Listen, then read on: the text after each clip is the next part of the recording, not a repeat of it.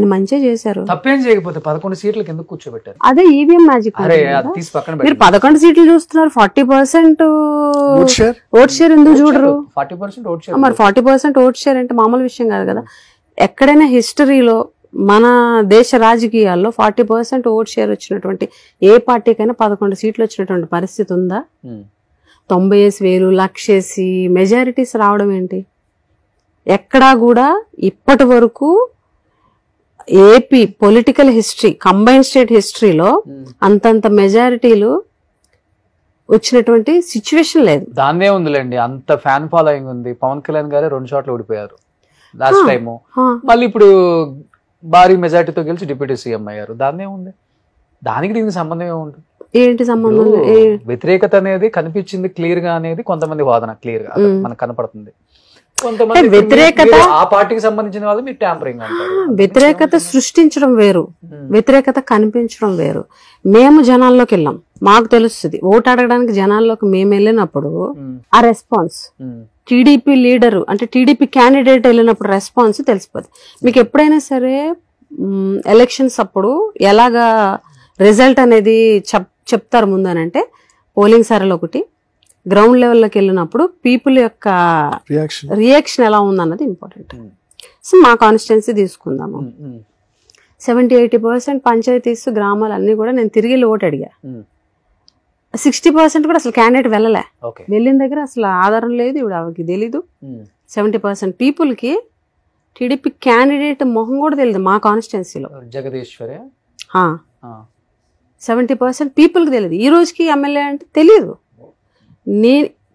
నేను అంటే ఇది మీకు అంటే కొంచెం ఆశ్చర్యంగా ఉంటుంది, కానీ ఇప్పటికీ గ్రామాల్లోకి వెళ్తే నేను ఎమ్మెల్యే అనుకో, నా దగ్గరకు వచ్చి సమస్యలు చెప్తే నేను ఎమ్మెల్యేని కాదు, కొత్త ఎమ్మెల్యే అయింది అది ఇది గ్రౌండ్ లెవెల్ నిజమా కదా మీరు కనుక్కోండి. పోనీ మీ మీడియా వాళ్ళు ఉంటారు కదా, కనుక్కోండి నిజమా కాదని. అసలు తెలియని పర్సన్, నాలెడ్జ్ లేదు, ఏమి లేదు, అసలు ఆవిడ గురించి మాట్లాడడం కూడా వేస్ట్ చెప్తున్నాను జనరల్గా.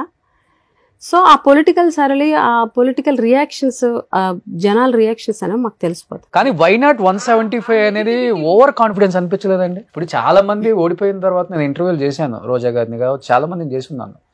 మీరు ఎక్కడికి వెళ్ళినా వై నాట్ 175 అనండి అని చెప్పేసి అన్నారు. వై నాట్ 175 అనేది ఓవర్ కాన్ఫిడెన్స్ అనిపించలేదా? అంటే ఇప్పుడు లేదండి, మనకి గ్రౌండ్ లో వ్యతిరేకత ఉంది, మనం ఇష్టానికి కులాల గురించి మాట్లాడాము, వ్యక్తుల గురించి మాట్లాడాము, ఫ్యామిలీని బయటికి తీసాము, కొంత వ్యతిరేకత ఉంది, ఆ వ్యతిరేకత ఎక్కువ కనిపిస్తుంది, కొంత వ్యతిరేకత పార్టీది కనిపిస్తుంది, మీరు ఇలా వై నాట్ 175 సిద్ధం అని చెప్తున్నారు. ఓకే, మిమ్మల్ని ఎలా చెప్పమంటారు, తప్పులు కూడా చెప్పుకోవాలి కదా అంటే వింటలేదు